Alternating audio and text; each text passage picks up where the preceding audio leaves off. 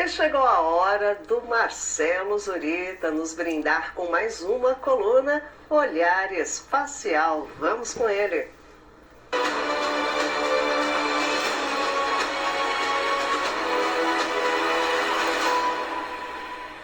Olá pessoal, saudações astronômicas. Depois do calor infernal de março, completamos 10 meses seguidos de recordes na temperatura global. Ao que tudo indica, nós pisamos no acelerador do caos climático e os cenários catastróficos alertados pelos cientistas há décadas já aparecem no horizonte próximo. Ainda assim tem muita gente que tem dúvidas sobre esse tema, o que acaba gerando até uma certa polêmica. Mas entre os cientistas de maior credibilidade na área, a única dúvida é como a humanidade pode escapar do apocalipse climático que se aproxima. Se você ainda tem dúvida se o aquecimento global é real ou se é causado pelas atividades humanas, te compreendo. É difícil formar uma convicção em meio a tanta desinformação, mas hoje já temos uma série de evidências científicas que nos permitem afirmar que o nosso planeta está realmente esquentando e que esse aquecimento é consequência da ação humana. A parte boa é que, sendo nossa a responsabilidade, também é nossa a chance de mudarmos o rumo da história e pegarmos o próximo e que talvez seja o último retorno dessa estrada que está nos levando ao colapso. Atualmente, nossos satélites meteorológicos mais avançados nos permitem medir com incrível precisão as temperaturas de várias camadas atmosféricas de qualquer parte do planeta. Mas a ciência também desenvolveu técnicas para estimar de maneira indireta a temperatura da Terra em épocas passadas. Técnicas distintas, como a análise de núcleos de gelo e interpretação de anéis de árvores, mas que convergem nos resultados. Elas nos mostram que nos últimos 500 milhões de anos a temperatura do planeta já variou bastante. A Terra já foi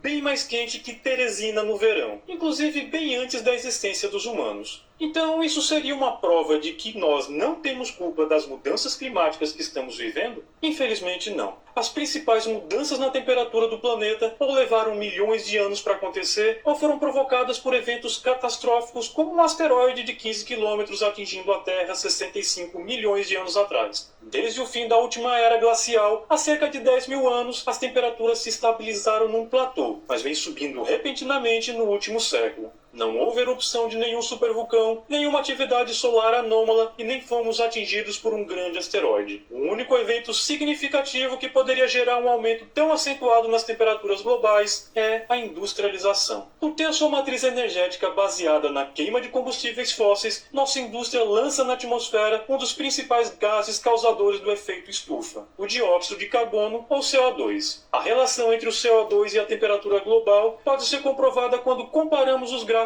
da concentração atmosférica de CO2 e da temperatura global, que se encaixam quase que perfeitamente. Por sinal, assim como a temperatura do planeta, as emissões de dióxido de carbono também bateram recorde em 2023, atingindo alarmantes 40 bilhões de toneladas. A industrialização é de fato a principal causa do aquecimento global, mas o aumento das temperaturas não é o único e nem o mais grave efeito das ações humanas no clima da Terra. Apenas 1,5 graus a mais na temperatura média já vem alterando significativamente o nosso planeta, interferindo nas correntes atmosféricas e oceânicas, gerando eventos climáticos extremos, secas prolongadas, chuvas torrenciais e incêndios florestais, além de um dilúvio em Dubai. O aquecimento também provoca o derretimento das geleiras, redução das calotas polares e, consequentemente, o aumento do nível dos oceanos. E com pouco tempo, essas mudanças climáticas vão afetar significativamente a produção de alimentos, agravando ainda mais a fome e as desigualdades sociais. Diante desse cenário absolutamente alarmante, parece clara a urgência na adoção de medidas eficazes e sustentáveis que possam mitigar os impactos do aquecimento global e reverter essa trajetória que nos leva ao caos climático. Um dos esforços globais nesse sentido foi a adoção do Acordo de Paris em 2015, onde os países se comprometem a reduzir suas emissões de CO2 até 2030 para evitar que a temperatura global se eleve além de 1,5 graus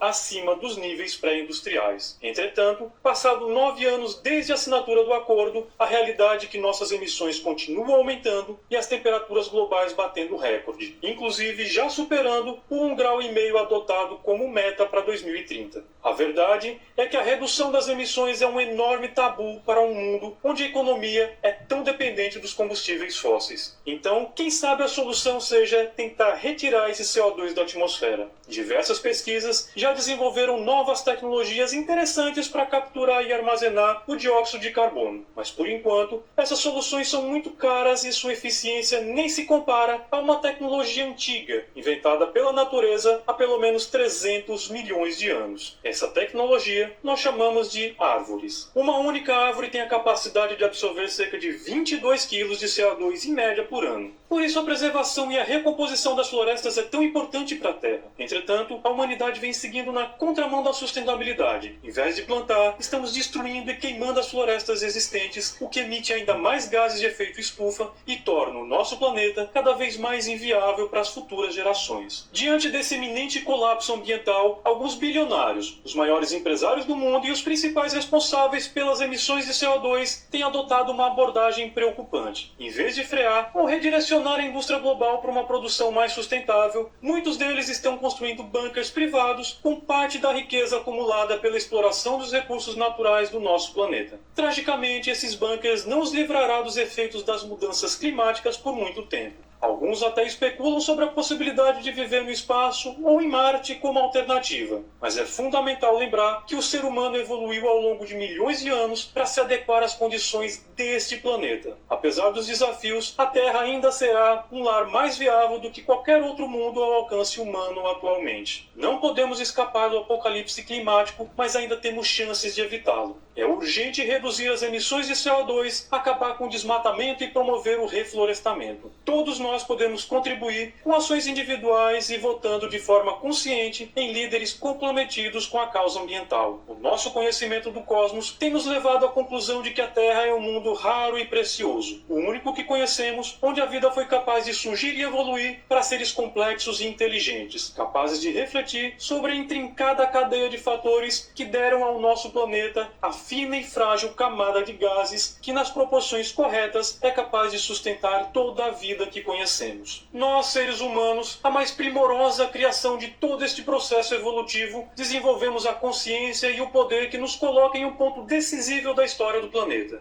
Este é o momento em que decidimos se a nossa civilização deve prosperar de forma mais consciente e sustentável ou se serviremos apenas como um exemplo para as próximas civilizações terrestres. Um exemplo trágico de um acidente evolutivo, uma espécie que se desenvolveu de tal forma que produziu a própria extinção. Céus